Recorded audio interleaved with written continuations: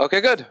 So this week we're going over the Conquer Your Inner Critical Voice training.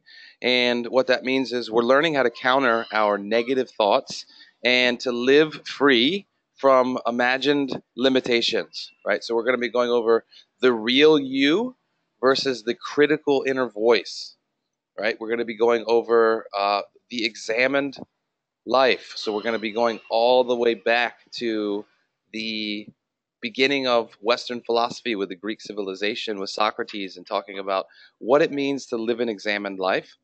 And we're going to be looking at what we tell ourselves, right? So the conversations that we have with ourselves. I'm sure you guys have seen that saying that the only thing really in between you and everything you want is the conversation that you have with yourself about why you can't have it, right? So we're going to look at what those conversations are that we have with ourselves.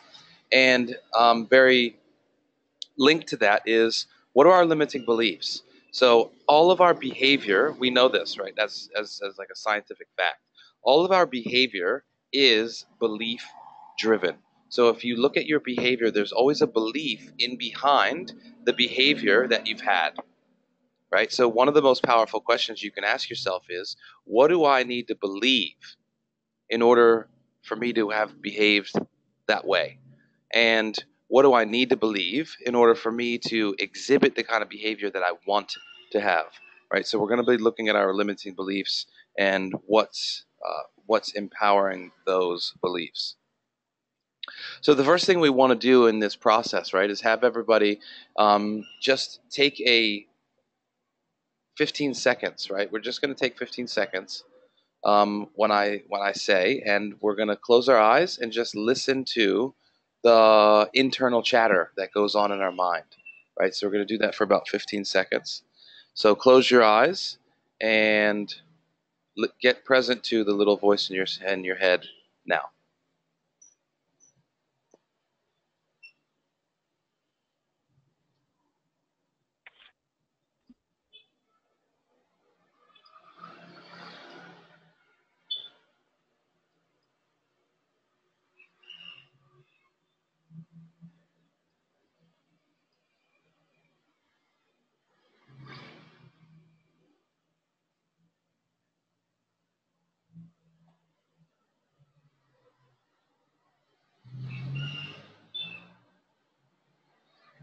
Okay, good. So welcome back. So why don't we just have, why don't we take one person, share what was going on in your head in those 15 seconds? Were you able to catch the voice?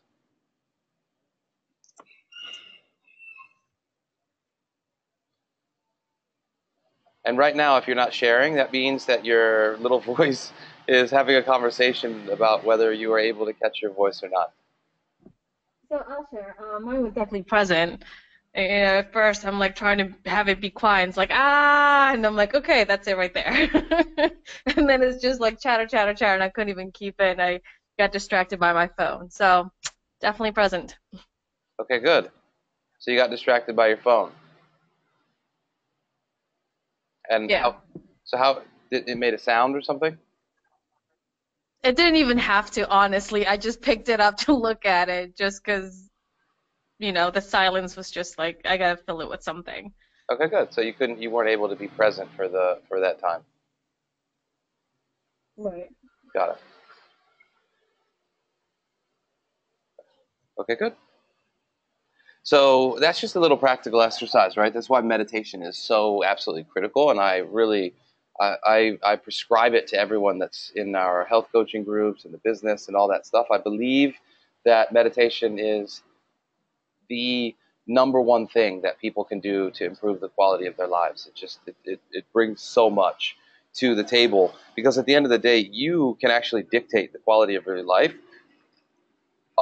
exactly correlative to the amount that you can stay present to the inner conversation that's going on in your voice.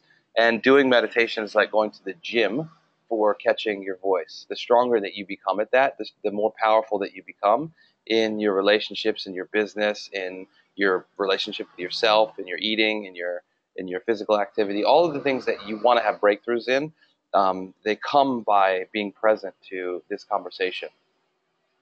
So there's a movement in the U.S. at the moment called positive psychology, and there's a guy named Tal Ben-Shahar who teaches the positive psychology at Harvard, and one of his students wrote a book called Authentic Happiness. Or no, how to be happy for no reason. And in that book, she quotes a lot of the neuroscience that's happening these days, and they said that every human has about 67,000 thoughts every single day, and over 45,000 of them are negative, and 90% of the thoughts that you have today you had yesterday, and so on, right? And the neuroscience is conclusive that we have an internal dialogue that runs 24 hours a day when we're conscious, so when we're awake, when we're asleep, even when you're not aware of it, it's constantly running in the background, kind of like the refrigerator hum that goes on in the background in your daily life, and it is talking to you all the time. And generally speaking, it's negative, and it's the thoughts that you're having today you had yesterday. So it's incredibly critical that you get present to those thought loops that are going on in your mind, because what you can do is you can influence them. You cannot stop the voice really from going on, but you can insert positive thoughts instead of negative ones. So this is a critical skill of being able to catch the inner voice in your head, right? And if you agree with the Dalai Lama, you could say that that inner critical voice is the ultimate enemy, right? So there's a real you and there's the critical inner voice that's going on.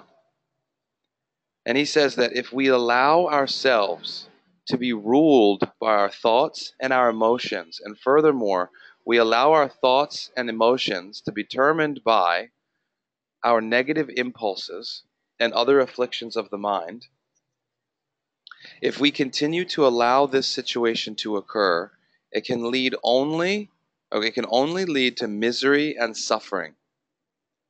Whatever brings disaster or harm should be called an enemy.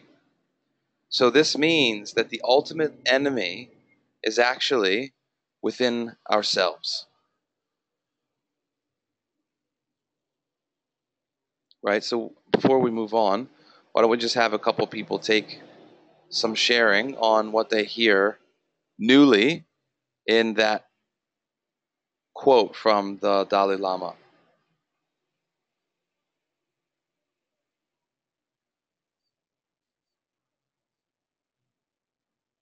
Connor, are you there, buddy? Yeah, I'm here. I'm Excellent. just rereading the quote and trying to. Why don't you actually read the quote out loud and then share with us what you got from it? Because when you read it for yourself slowly and you allow it to sink in and wash over you, you generally get more. Okay.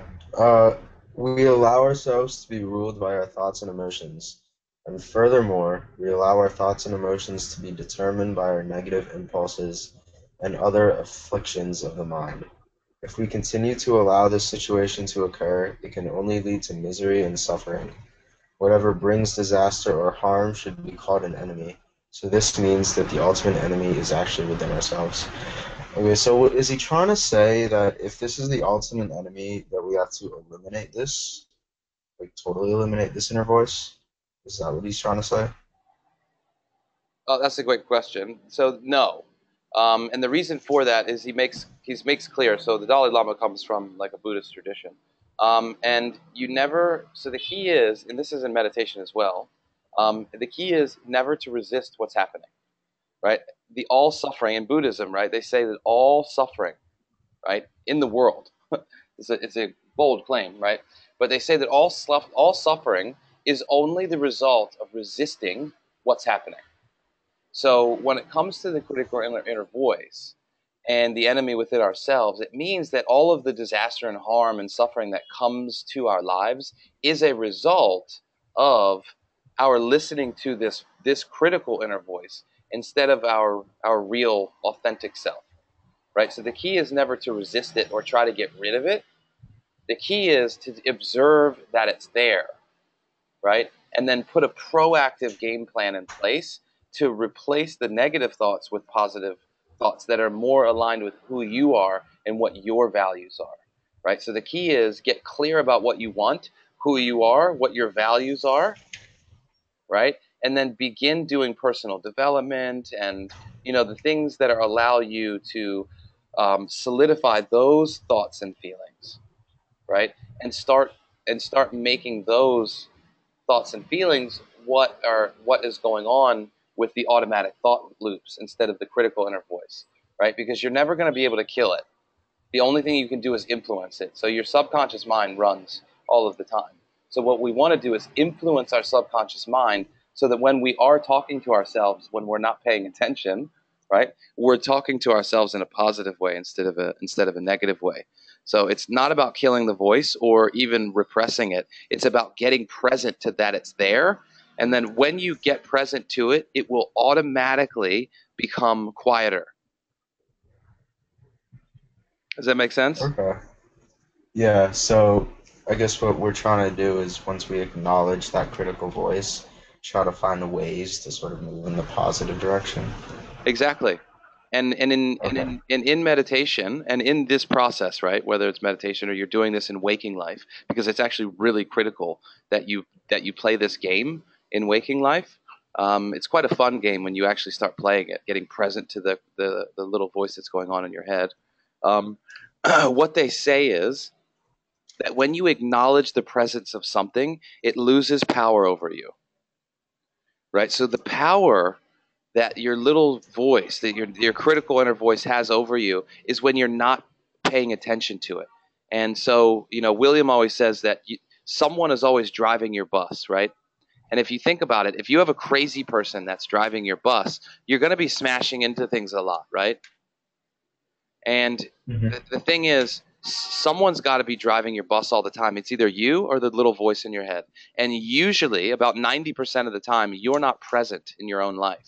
And so it's this negative voice that's actually driving your bus. And you're smashing into things a lot, right? So the key is that when you get present to that it's there, it loses power.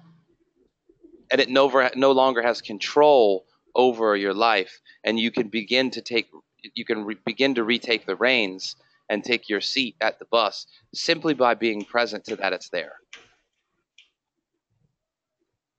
Does that make sense?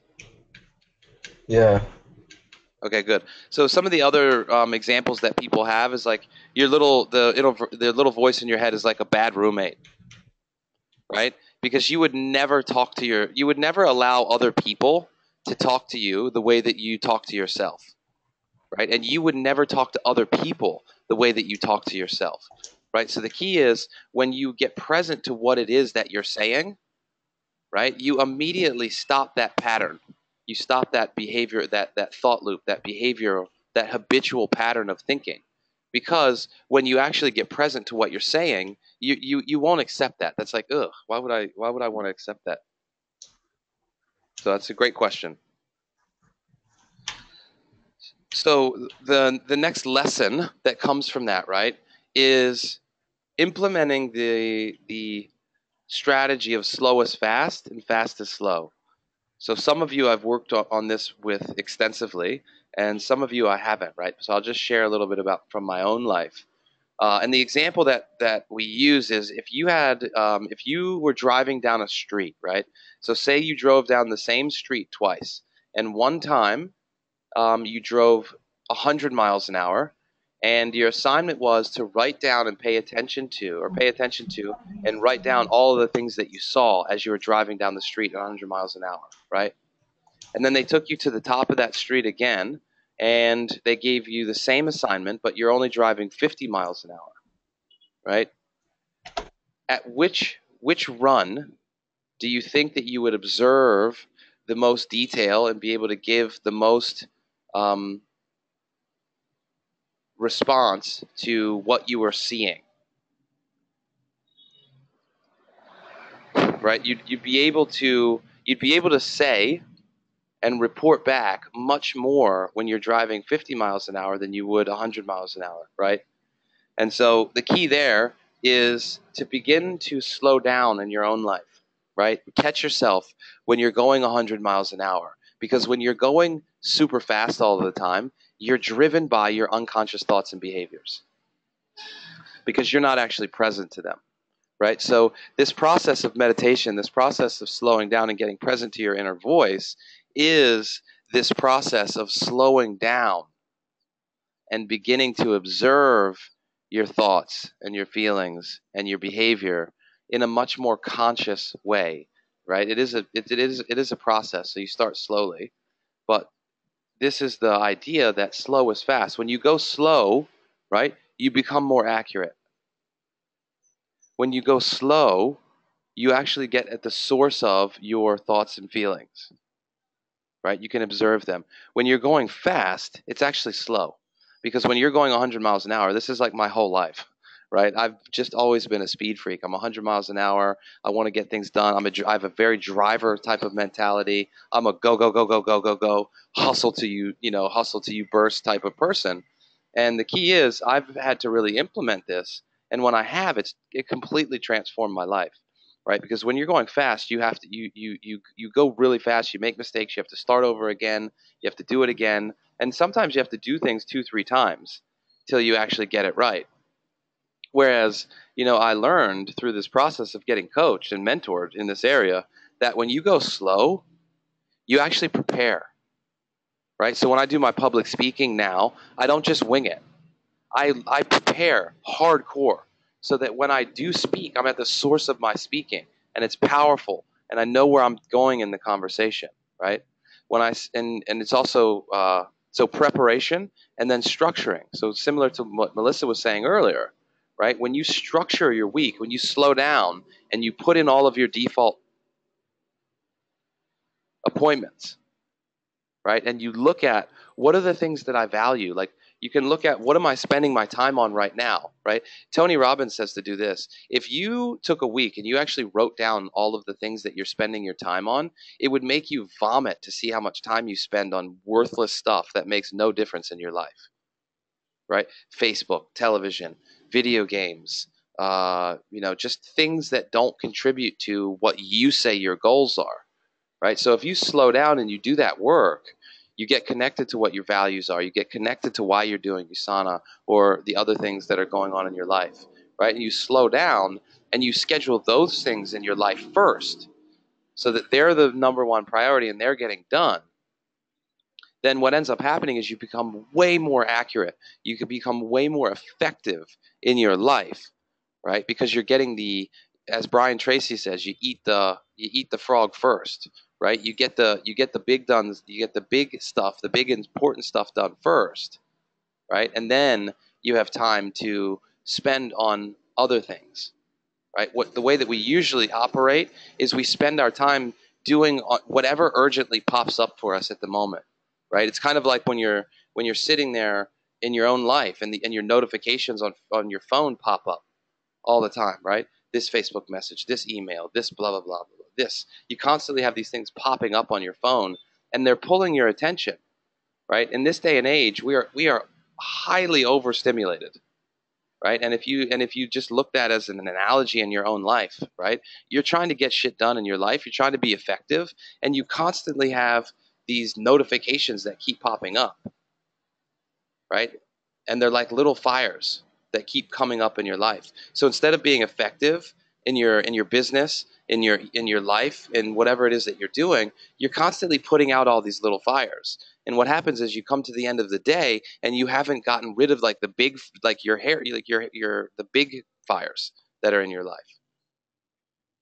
So the key is slowing down, becoming more accurate and becoming more effective so that you can get the important stuff done first. All right, so before we move on, let's take some sharing from that. Like, what did you hear for yourself inside of what I was creating there for your own life?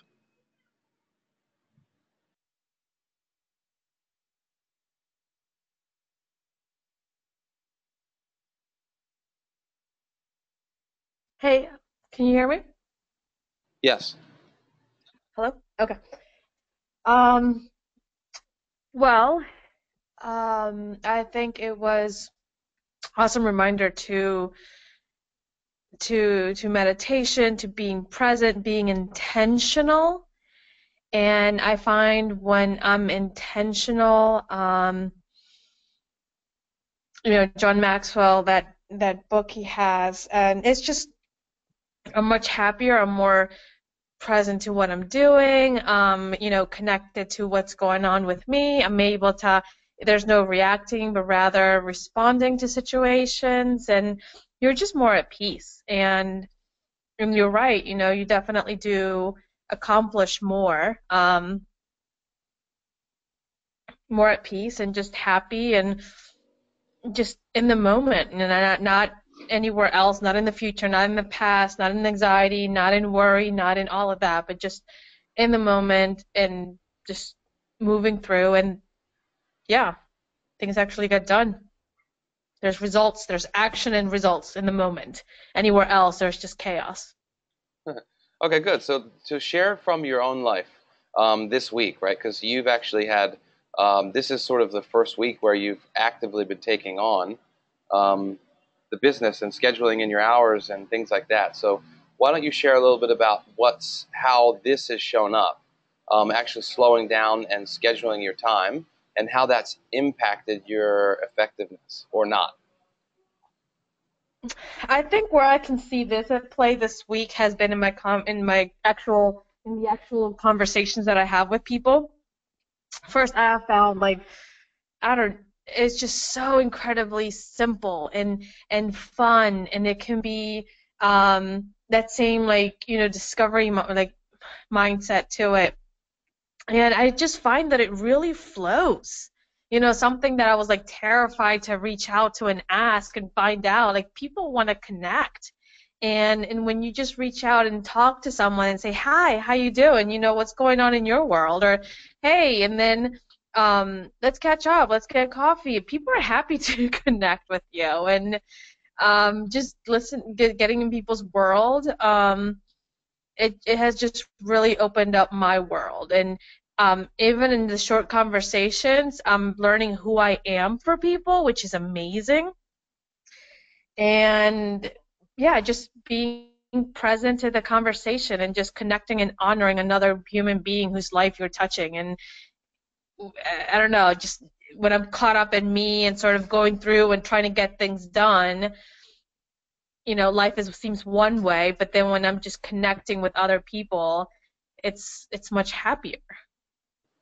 And all the little problems seem to sort of fall away. Great. Yeah, that's great. And I kind of say that in a question because I'm not sure how that happens, but it does, and you're just present to, like, the bigger meaning of what is, like, to just be alive and connect with people and not be so stuck in my own head.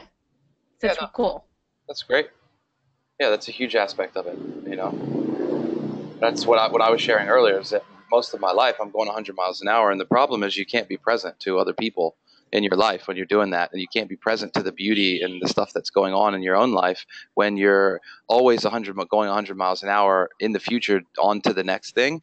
You don't celebrate your small victories. You don't value the conversations that you're having in the moment with other people. So this is something that I have to work on all of the time with a very sort of driver type of mentality. I have to make sure that I'm slowing down. Otherwise, I won't value what's happening in the moment, right? And that's a Yeah. really big portion of it. And it shows up mainly, big time when you're in communication with other people. Other people can tell when you're talking to them and you'd rather be somewhere else, or your mind is somewhere else, and you're like already in the future. When you're having a conversation with Yeah. them, and it just feels weird for them. Yeah. Yeah. You just explained what, like, I felt like, but I couldn't even really put my finger on it. That's what it is. I've always felt like there's something there, and the conversation hasn't really just flowed. And this week, it's like it's just flowing, and all these conversations, and I'm not awkward about simply, like, reaching out to people and asking for their support. And it's because I'm not in my head trying to get to the results, but rather I'm just in the moment. You've been telling me, what is it? Not the result, but what was it that you were sharing? You divorce the result and marry the process. Yes, exactly. Exactly. So it's just like the connecting. I'm not even worried about what the result will be. Exactly. And that's been awesome. Fantastic. Awesome. Okay, when it comes to living the examined life, right? It says each of us has the goal of creating the best life possible for ourselves and for our loved ones. For centuries, philosophers and religious teachers have attempted to define what it means to live the good life. Right? Their ideas on the subject differ, yet they all hold one common belief. That is, that the unexamined life is not worth living.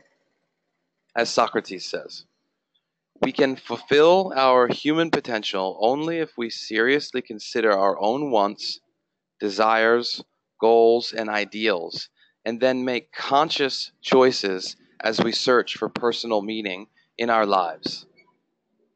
Right? So if you look at the first slide where we talked about the inner critical voice, and then we talked about slowing down, right, and having that be much more effective and accurate, right? This is a continuation of that thought in that generally what happens in our day-to-day life, right, 95% of the time, you're making decisions based on some other criteria than your own thought, than your own goals and desires and ideals and the things that you want. You're actually making decisions based on opinions of other people, what you see on Facebook, on TV. All of these things have an impact on your subconscious mind, and you are not actually at the source of your own decision making. Right? And so one of the most critical things that we can do is slow down and get present to what we want, right? What our desires are, what our goals are, what our ideals are, and begin to craft a life of our own design, right? Where we're making decisions based on our own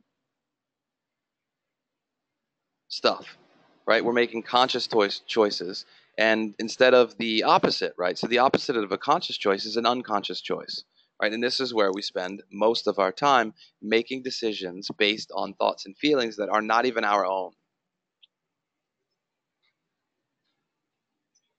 right? Where can you guys see in your own life where you make decisions that are counter to what you really authentically want? We take some sharing. One person say where you can identify in your own life recently that you've made a decision, and then afterwards you're like, why did I do that? That's not like that is not aligned with my core values.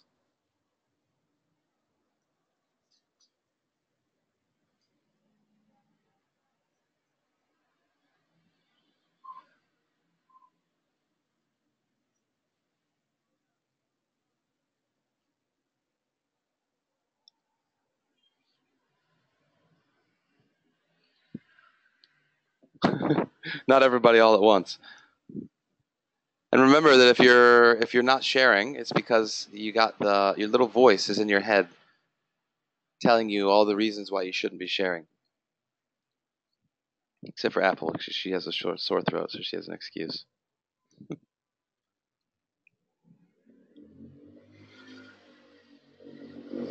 Connor, are you there, buddy? Yeah, you got me. Let's work through it, buddy. You got Like, I mean, I'm just you have like goals. I'm just trying to think. Yeah. Right? You have goals. You have things that you want. And I can promise you, you're 18 years old, man, and it doesn't matter how old you are, but in life, right, we are constantly making decisions that are not aligned with what we say we want. Mm-hmm.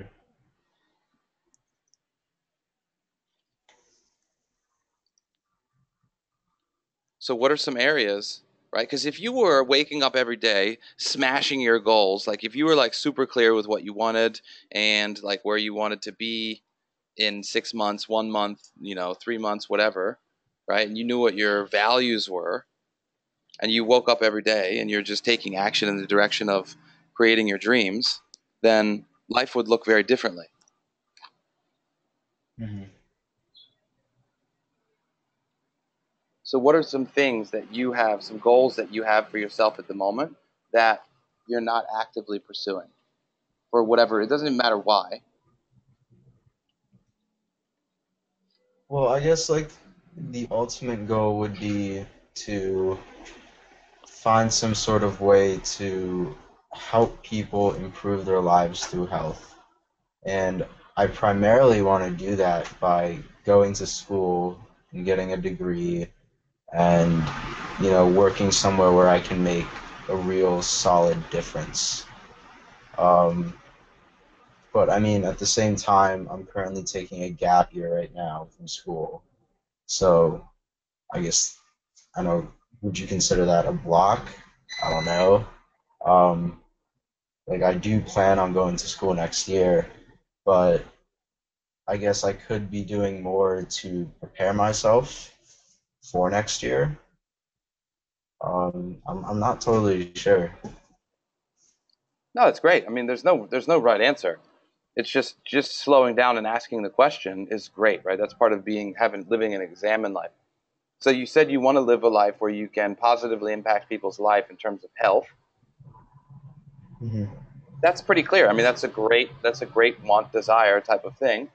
And so one of the things you can look at is that going to school and getting a degree in something, I don't know what you're looking at, is one way of doing that. And what you're doing is you're taking this year to see, the thing is, if you take the gap year and you spend the year examining your life, right, and slowing down and getting clear about what you want and then taking action, that's a phenomenal use of time. Instead of doing what like the rote human behavior is, which you just jump into school and you take a bunch of classes that probably don't pertain to anything that you care about, right? Because it's what society tells you to do, All right. right? So in one sense, what you're doing is great because you're actually slowing down instead of just jumping into something, and you're deciding what it is that you want to do with your life that can forward that vision. Right. So that's great. So I would keep hanging out there, and then as you and I work together, let's work on that, man. Because I think there's about a million thousand different ways that you can go about that process, and you know, obviously, USANA is one way of doing that. I mean, I've helped thousands of people all over the world lose weight, reverse diabetes, like do amazing things with their health, right? So that's one way as well, right? There's no one right way. But you want to get clear about what you want and then act on that. Right. Yeah. Okay, good. So if we look at what we tell ourselves, right? Why don't you read this slide, Connor, while I still have you on the line?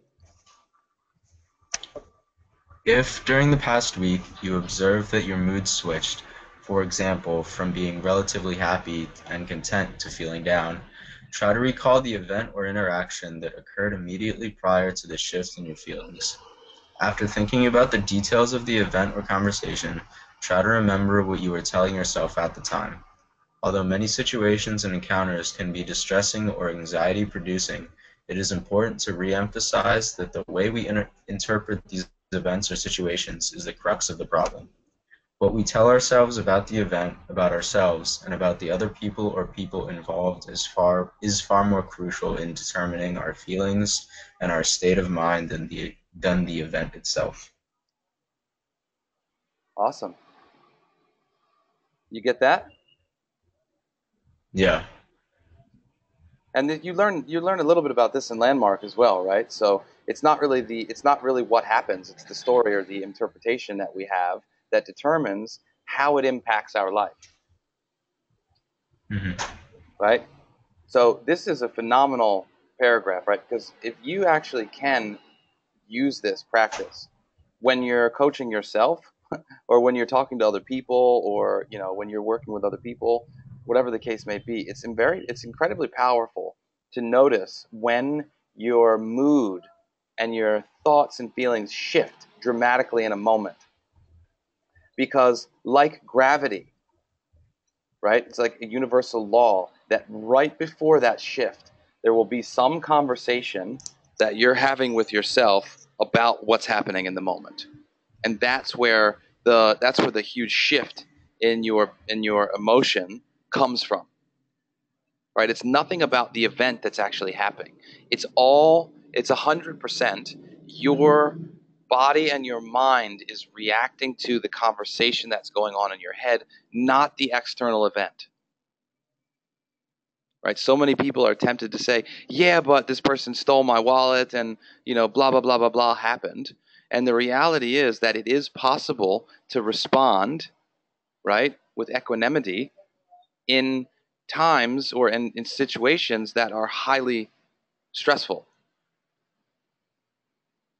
right? And that what you're responding to is always the conversation that's going on in your head, or the interpretation or the story that you're telling yourself about what's happening in the moment. Does that make sense? Yeah.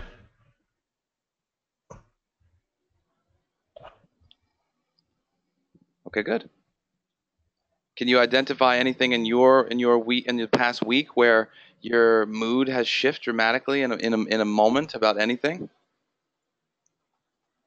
Um, like say I'm at home doing something by myself that I feel is important, and I'm just trying to focus on it, and that's like my singular task at hand. Mm-hmm. And my mom will come in and she'll tell me to like take out the trash, for example. And in that moment, I'm focused, I'm clear, somewhat happy, I guess. And then I instantly get like super annoyed and a little angry that she would ask me to do something like this. Like I've got my own thing going on right here, and I'm really busy, and then she just expects me to take a break and just do this thing right away. And if I don't do it within a few minutes, she starts to yell at me, and then I start to yell at her some more, and it just sort of snowballs from there. That's great.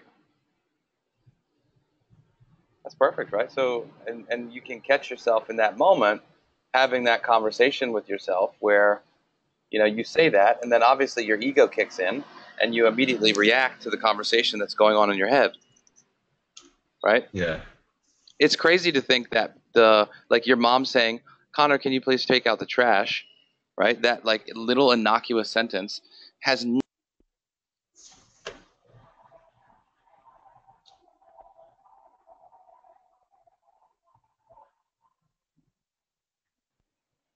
sorry, I was Yeah, your audio just cut out. yeah, that was weird.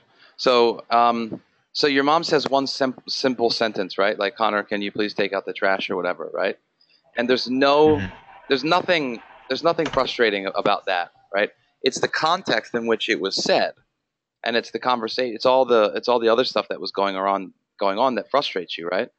And Right. of course, you react to that, right? And then your mom reacts to you, and then you react to her reacting, and then all of a sudden you're away down the track in the fight. Hmm. It's so perfect, right? Because this is the only thing that causes arguments in our lives, right? We react to something that we think that someone said, right? Or they ask us to do something, and instead of communicating with them that you got what they said, it doesn't work for you right now because you're in the middle of something, and then requesting that you do it later, right? We're often away making the other person wrong, making the situation wrong, getting upset about basically nothing, and then it snowballs into something, like a big fight. And if you don't have the wherewithal to get it complete or get it resolved, then sometimes those little things, it's called making a mountain out of a molehill, right? Those little things Hmm. can cause like big fights. Right.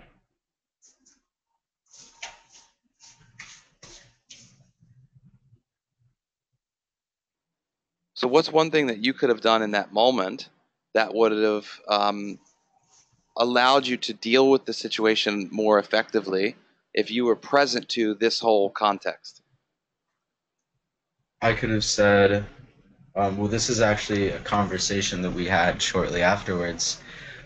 Is that I told my mom that, I was doing something that I thought was really important, and that when she would tell me to do whatever task, um, I would tell her, yeah, just give me a minute and I'll do it right away, because her point of view is that she needs help with something because she's doing other stuff as well, so she just needs a little bit of my help to sort of get the chores done and help around the house. And we just like exchanged each other's points of view of the event that just happened, and we were able to come to a resolution that benefited both of us. That's awesome. That's fantastic, right? So you had that conversation, and you were able to get that she's got stuff going on in her life as well, right? So when Yeah, when you get all, when you get your panties in a bunch and you're all in a tizzy, it's because you're present to the impact on you and your own life and all these things that you have going on, but it doesn't give you access to, the other person and what's going on in their world and all that, right? right. That's perfect. That's called landmark in action. Yeah, yeah. Transformation in the family. That's awesome. Okay, so we want to shift a little bit, and then we'll go maybe 10 more minutes. Just bear with me for 1 second. I want to go through.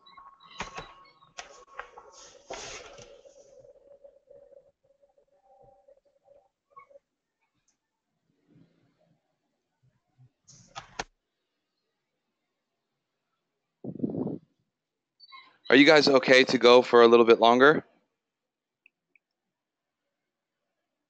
I'm good. Good. Okay. So let's Apple go. says yes. Okay, let's go for. We'll go another 24 minutes. Okay. So here's your belief system blueprint, right? So these are the beliefs that you have. And the key is making sure, right, based on like the slides that we went before, that your beliefs are yours, right? You're not inadvertently accepting other people's belief systems unconsciously, right? Because that's where the real disaster sets in, where you have beliefs, wants, desires, things that you want, and then without knowing it, you unconsciously take on other people's beliefs, and then you act from those, and then it creates this really strong internal struggle and frustration because you're doing things that don't align with your values and you can't figure out why you keep doing that, right? So one of the most powerful things that you can do is figure out what is your blueprint at the moment. What is your belief system? And are they aligned with what you actually want for yourself and your life?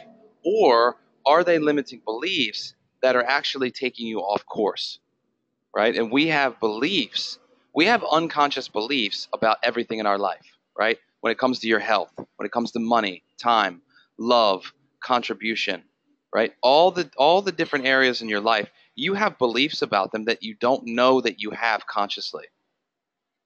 And those beliefs are what they call the roots of your life, right? And so the fruit that you have on your tree right now, right? So the results that you've produced in your life are 100% created by the beliefs that you have.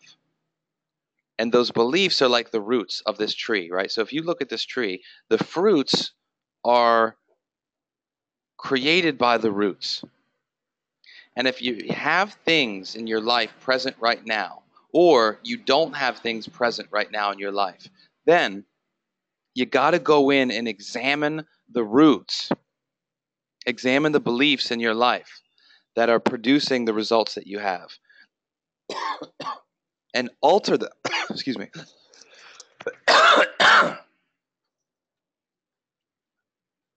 And if you want different fruits or you want different results in your life, you have to cultivate different roots. Does that make sense? So this tree represents somebody's first 2 years, for example, in their USANA business, right? So generally speaking, the first year that you're in the business is all about cultivating new roots, cultivating new belief systems, doing personal development, getting your mindset right, learning the compensation plan, learning about the products, learning about the impact that you want to make on the world, getting clear about your why, right? Now, you will make some money along the way. You'll get a great tax break along the way. But most importantly, you're going to learn about yourself, and you're going to set the foundation for what you do in your second and third and fourth year when you're in the business. So this process is critical, right? Because if you don't slow down and spend time cultivating your roots, then a year from now, you're going to be producing results that are not consistent with what's possible for you because you didn't slow down and cultivate your roots, right? That's why personal development is so critical. And Robert Kiyosaki says that network marketing is really personal development with a compensation plan, right? Because your business will always, like gravity, grow 100% in alignment with who you are as a human being and how much you grow as a human being. Right. So what we try to do in people's first year in their business is grow them as a human being and as a person as much as possible, because as you grow, your business will grow. Does everybody get that?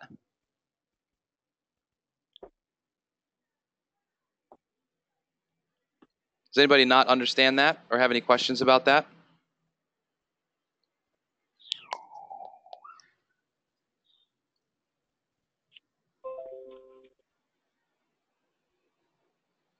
Connor, does that make sense to you, buddy? Yeah. You sure? You have any questions about that? No, I got it. Okay, good. Martha, you got that? I do, and it was actually a really, really good reminder on compound effect and just having me be present to continue what I'm doing and even like just be more powerful in it. Exactly. So awesome.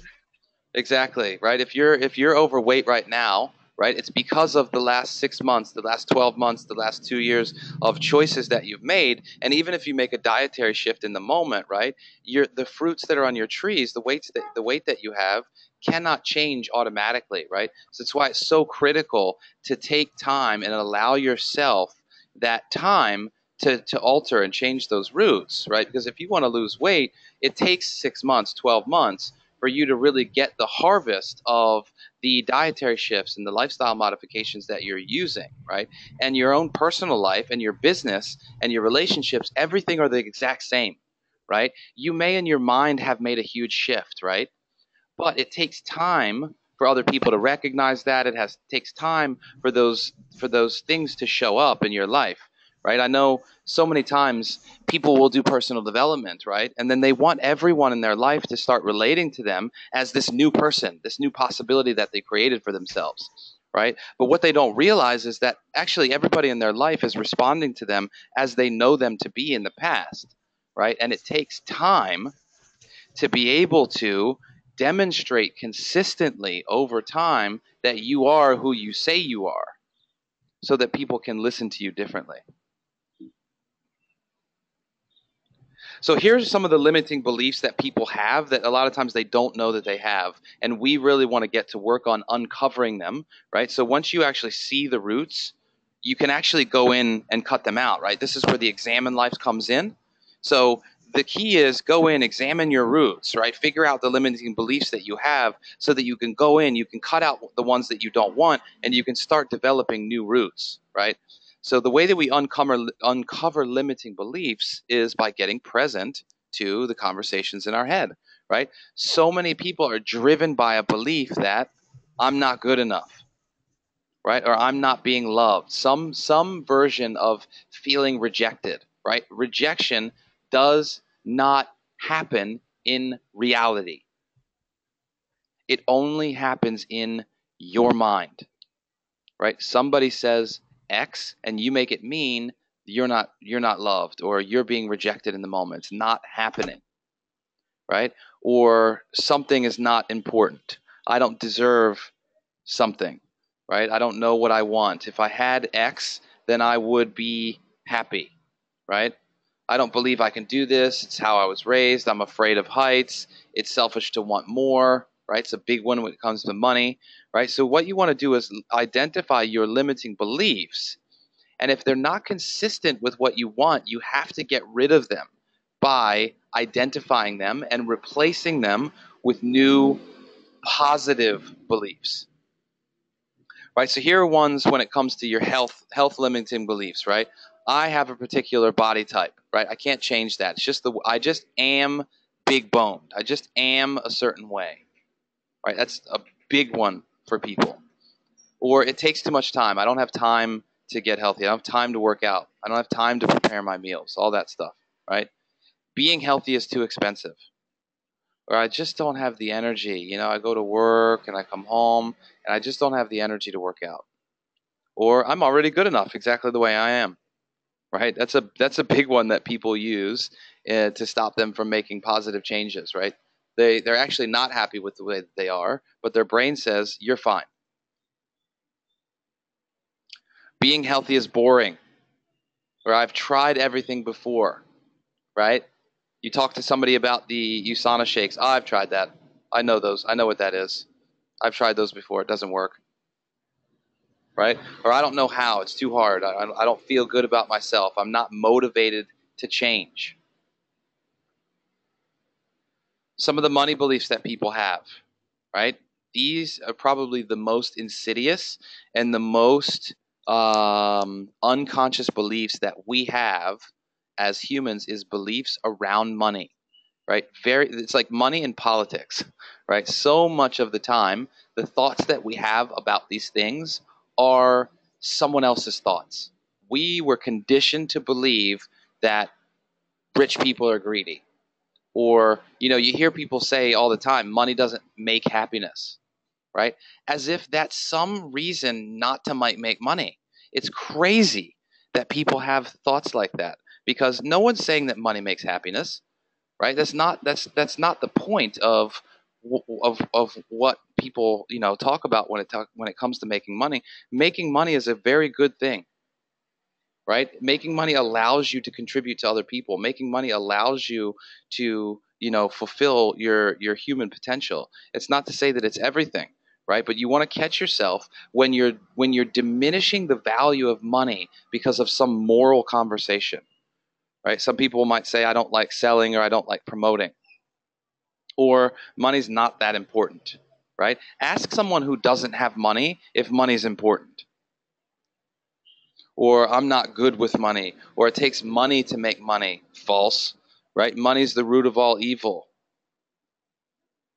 If you have more money, that means that you have more problems, or I can't make enough, right? Some sort of scarcity. All of these actually are some version of scarcity. There's not enough money in the world. And if I take some, it will take away from other people. Or it takes too much work, or it's selfish to have a lot of money.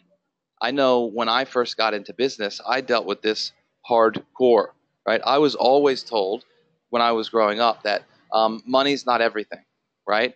And that's true. The problem is that it was spun in a negative context, right? And so we make money, somehow we vilify it or make it bad, right? So people don't talk about money. They shy away from having money conversations because it becomes some moralistic thing, right? So you want to identify if you have anything but a 100% empowering conversation around money, then you want to look at that, right? Because it will be holding you back in the creation of money. And if you don't have a lot of money in your life right now, I can promise you it's linked to some unconscious belief that you have about money. There's another big one, time, right? I don't have enough time right? One of the biggest things that's the problem here is people don't say, I don't have enough time. Wait, Go ahead. Nathan. Yes. I just have a question. Go. I love it.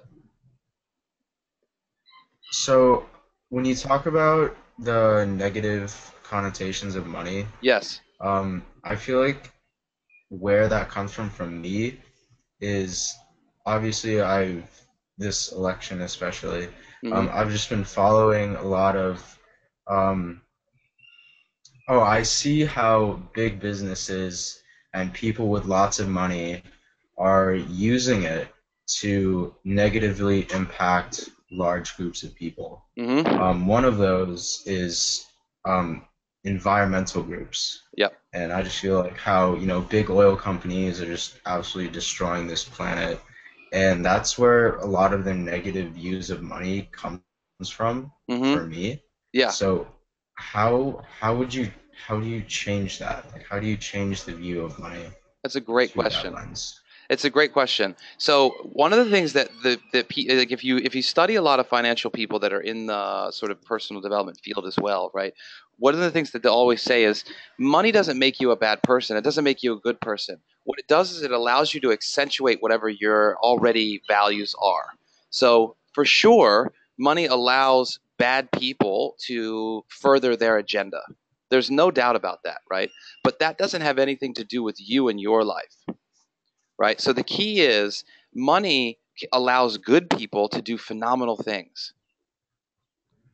Right? And it also enables people who have other agendas to further their agenda.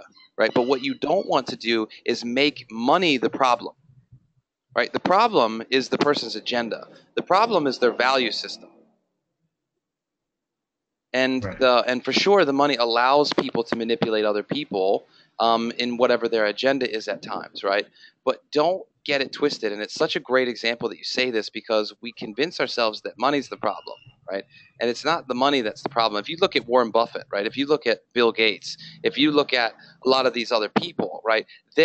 Richard Branson, right? These people are the most impactful people in the world, and they give away billions of dollars and do phenomenal things in the world, right? And so you don't want to allow the situations like big business and things like that to skew your own personal relationship with money. Does that make sense? So Okay. what you want to do is cultivate your own internal values. Make sure that you're coming from a place of purity, right? And then make lots of money. Because it's going to allow you to participate in those conversations and to have an impact on what goes on in your community, in your city, in your state, in your country, right? When you can put yourself in a situation where you can have that kind of influence. But in your own life, what you want is you want both of those things. You want to be a very good human being and you want to have a lot of money. Right. Because if you want, I can promise you this, Connor, with 100% certainty, right? I know this personally. If you want to make a massive difference in the world and you want to contribute to people's health and wellness in a very large scale and in a meaningful, impactful way, you have to make money. Right. There's a movement as well going on. It's similar to the positive psychology movement called conscious business. And what the people who are coming together in this conscious business movement are coming together about is exactly what you're talking about, which is it is your moral and ethical responsibility as a human being to make sure that you are profitable and you are making money so that you can help other people do the same thing and so that you can make a difference in whatever communities that you want to make a difference in. Because for every corporation that does terrible things, there's 100 corporations that are out there right now who are conscious entrepreneurs, they're conscious social change agents, and they're making a massive difference in the world right now because of their ability to make money, which fuels whatever their end goal is. Right? So if money is the end goal, then you have a problem. If money is the vehicle that you're using to invest in the project that you're doing in order to make a difference, then you have a good pipeline, right? You want to make sure that the end goal, right, is not making money, because there's no fulfillment there. Money is not going to fulfill you.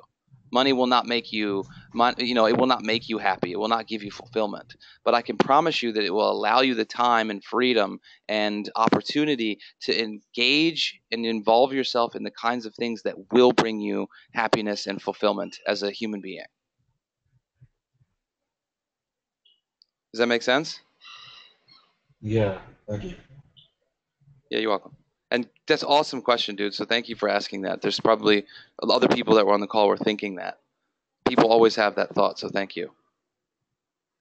When it comes to time, right, this is another big one. I don't have enough time. People have that immediate reaction. Nope, I don't have time. No, I don't have time, right? You want to make sure that if you say to yourself or to other people, I don't have time, you say to yourself, I don't have time for X, right? I don't have time for exercising, right? And you look at that and you make a conscious decision that what you're choosing not to do is not one of your main values. Because what happens is we become at the effect of our lack of time, and then we say no to things just straight away, right? But then we spend our time doing things that make no difference.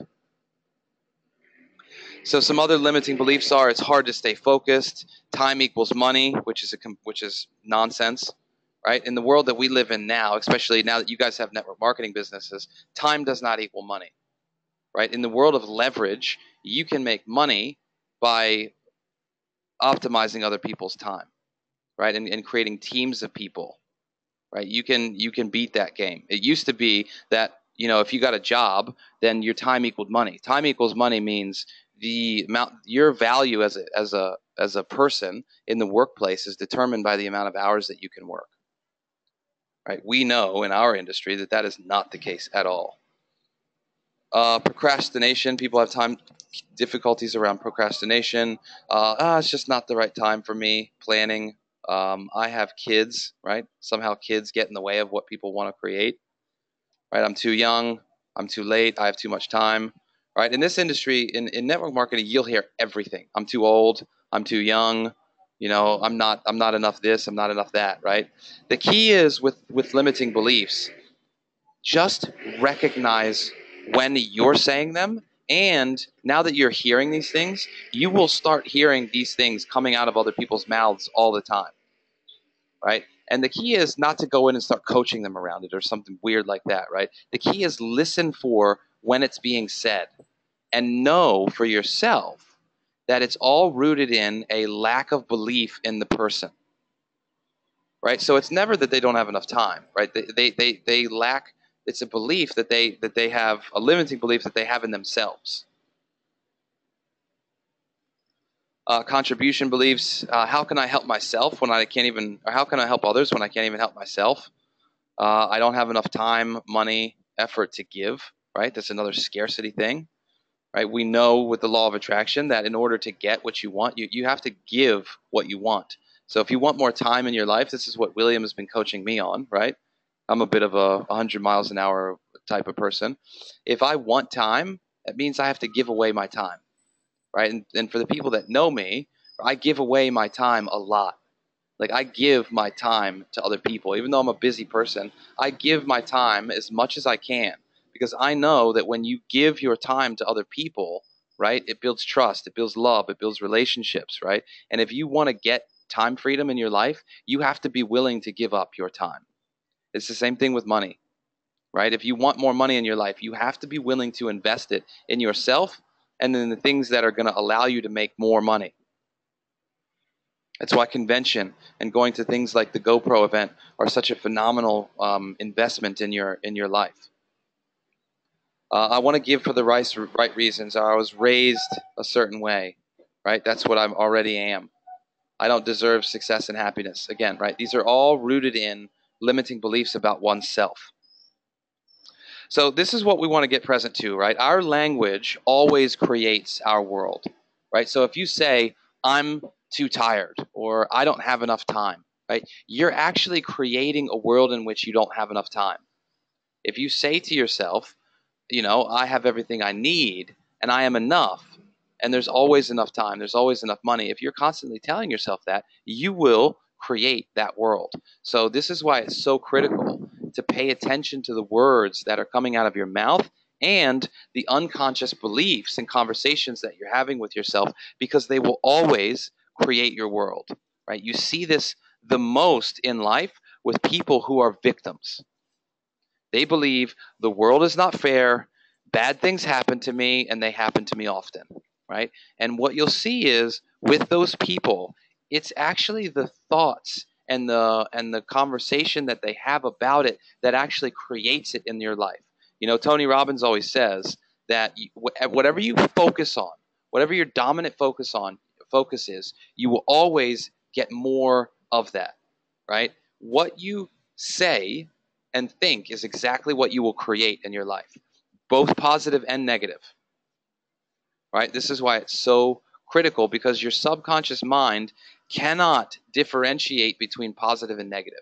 So if you say to yourself, I wish I could lose weight, or I want to quit smoking, right? What your brain hears, right? It doesn't hear the I want to quit part. All it hears is smoking, smoking, smoking, smoking, right? If you're trying to eat, you know, not overeat is a great one, right? People were sharing earlier, quit drinking, right? I know in my own life, right, when I struggled with my alcohol abuse, right?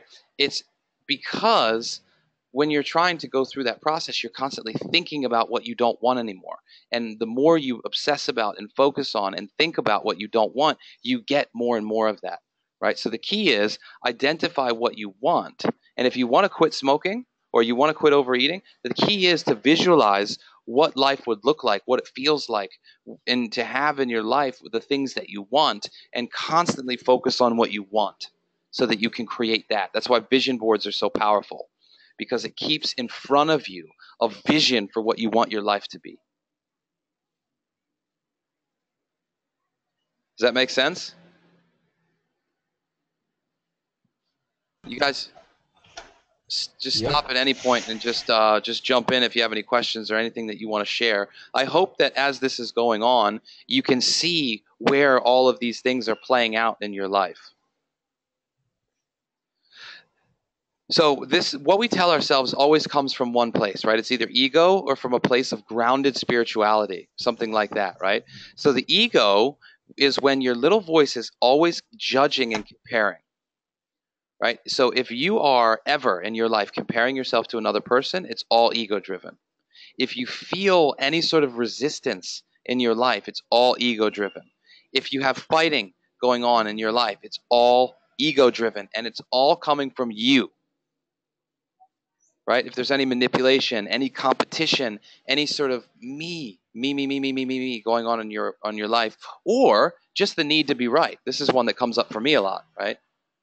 Being in a conversation with someone and feeling like an internal, like it's almost like my temperature's been turned up, right? Or I start vibrating on the inside. I know in the moment, right, just from experience, that is my ego getting triggered, right? And I'm a Leo. Right? I've grown up my whole life with a massive ego, right? And I've been working on this more than anything else the last couple of years. And what I've identified is whenever my ego gets triggered, right? And ego's not necessarily a bad thing. It's like, you know, you don't want to be resisting your ego either. Similar to what Connor was asking earlier, the key to your ego is just experiencing when it gets triggered. What does it feel like in your body? What is the conversation that's going on in your mind? But most importantly, physiologically, what does it feel like? Right? A lot of times it'll feel like you can feel your blood boiling, that type of thing, right? So all of that is created by some judgment or internal comparison based on the past. Right? So you want to really identify when your ego is running the show. Because when your ego is present, you, the authentic you, cannot be present. You cannot have both of those things present at the same time. So the key is to really start paying attention to when you're comparing, or when you feel resistance in your life, or when you have any sort of argument with someone in your life. Right? It's because your ego is present in that moment. The other person's may be as well, right? But what happens is when your ego flares up, it activates the other person, or vice versa, right? So in any moment, in any situation in your life, if you can get present to that, your ego is activated, right? And you can bring that down and you become peaceful again. You can actually deactivate someone else's ego by getting present in your own life. Sometimes you also activate other people in your presence, so just be aware of that as well, right? Sometimes people can't handle being around other people that are highly present, and so that can even activate them even more, right? Because they're judging themselves in that moment. But just start paying attention to where your little ego, because it's going to be constantly judging and assessing, right? Your ego is going to be present in some way, shape, or form, probably 90% of the time in your life. So the key is just to start getting present to that, because when you are in a spiritual place, right? You guys know what that feels like. When you feel like time has slowed down, right? When you feel a real sense of peacefulness in your life, you in the presence of authentic love, right? You feel that connection with another person, or you're feeling compassion, and you're feeling like no matter what kind of shitstorm is going on in your life, if you're feeling like you can handle it and there's flexibility in your life and you can just sort of flow with the water, right? You can, as Bruce Lee says, right? Be like water. You can be flexible in that sense. Or you're being kind, you're being giving, you're being of service, and you're constantly looking for ways that you can be of service. You can give your time. You can create win-win situations for other people. That comes from a very grounded, peaceful, spiritual place, right? And if you want to be successful in business, if you want to be successful in your relationships, if you want to be successful in all of your areas in your life, you have to develop yourself spiritually. You have to have a spiritual practice that you use every day in your life. It doesn't have to be a religion, right? It doesn't have to be anything like that. Meditation is a completely secular thing, right? You can generate a sense of peacefulness in your life. You will always be more effective with other people and in your relationships and in business and whatever else when you're coming from a spiritual place. Because people are naturally attracted to, right? Being loving, being compassionate, being flexible, being kind, having a giving way of being of service, right? These are attractor energies. People want to be around other people who exhibit those types of energies, right? Energy is something that will always transfer in your life, right? So if you're feeling repelled by someone ever, like you're feeling like, oh, you can't really get close to that person, it's because either they or you have some sort of internal conversation going on that's creating a resistance type of energy, right? And a lot of times people will say, oh, intuitively, I knew that there's something off about that person, right? What that means is they just that you're not attracted to them energetically. Right? And that means that maybe your values are off, or there's something that's going on in their mind that's incongruent, right? And they're giving off a repellent kind of energy.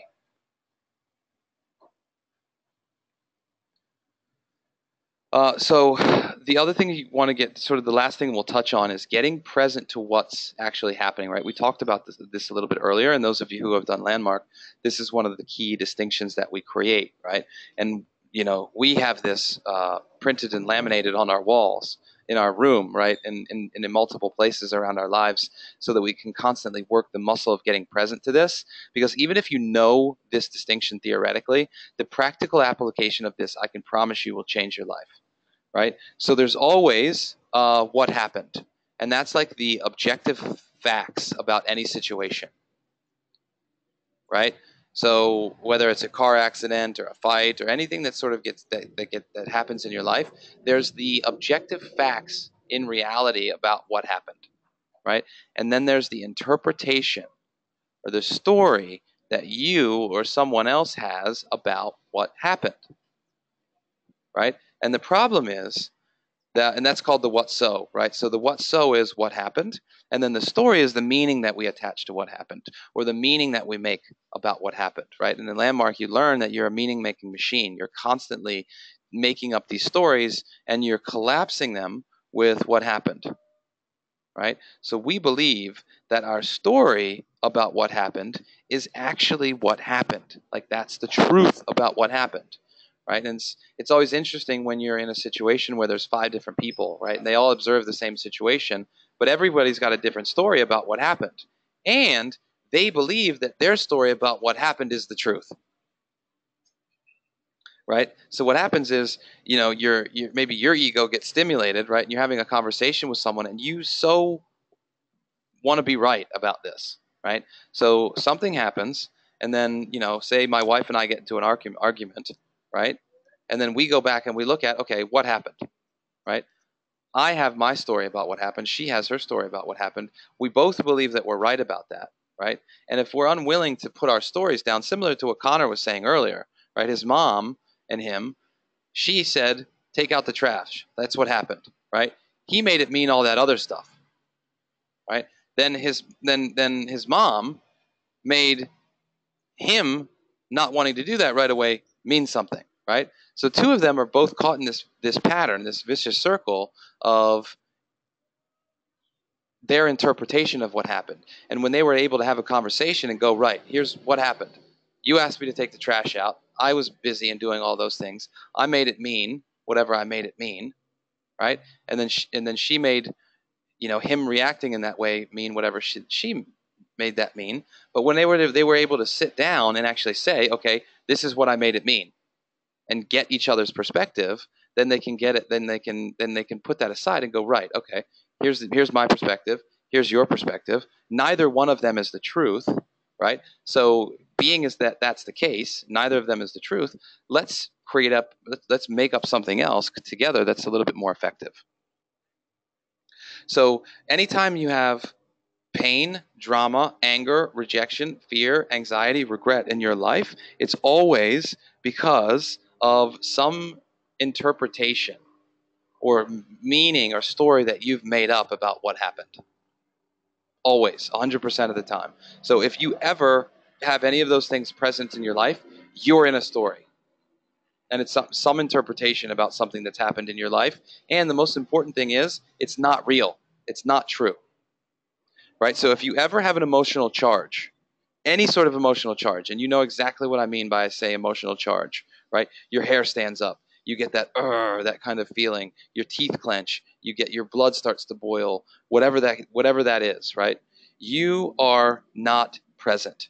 In the present, there is no emotion, right? Everything is always peaceful in the present, right? So if you have an emotional charge, you're either in the past, right? There's some sort of regret, guilt. You should have done something. I should have done something, or someone else should have done something, right? And that creates an emotional charge. Or you're off into the future. You have some sort of fear, some sort of anxiety about something, and you're playing that out in the movie theater that is your mind, right? And a lot of times what happens is we take our past regrets, guilts, right? This person should have done something. I should have done something, right? And then we project it into the future. And in our internal movie theater, right, we always believe in some sense that the past is going to happen again in the future, right? So we live into a future in which we project our past into the future, and we believe that is the truth, right? So this is fundamentally what's going on at a very fundamental level that's in behind your limiting beliefs. And the thing is, if you have a limiting belief and it's indistinguished and it comes from the past and you're projecting it into the future, you believe that thing that you believe about yourself is the truth. And it's not. You can always rewrite your future, right? And Jim Rohn says, you always work harder on yourself than you do on your job, right? That's your access to creating an exceptional life. An extraordinary life is working on yourself harder than you work on anything else, because everything that you want for yourself and your life is only limited by the conversation about why you can't have it. And everything that you don't have in your life right now is 100% as a result from the limiting beliefs and the conversations that you have in your life. And so if you want an extraordinary life, you have to create new beliefs. And to create new beliefs, you have to create new habitual ways of thinking and feeling. Does that make sense?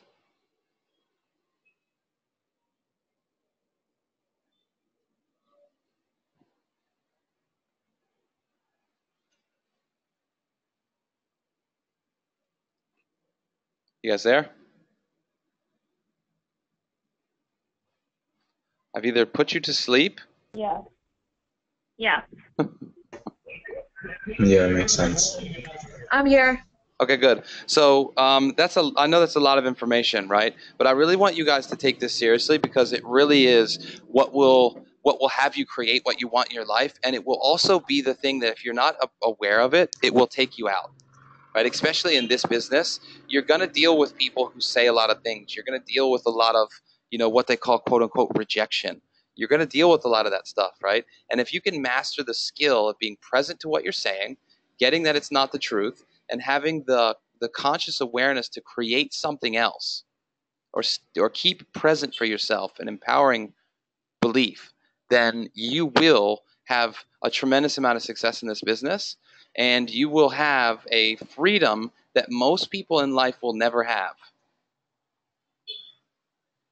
And it all comes back to cultivating this ability to get present to your internal conversations.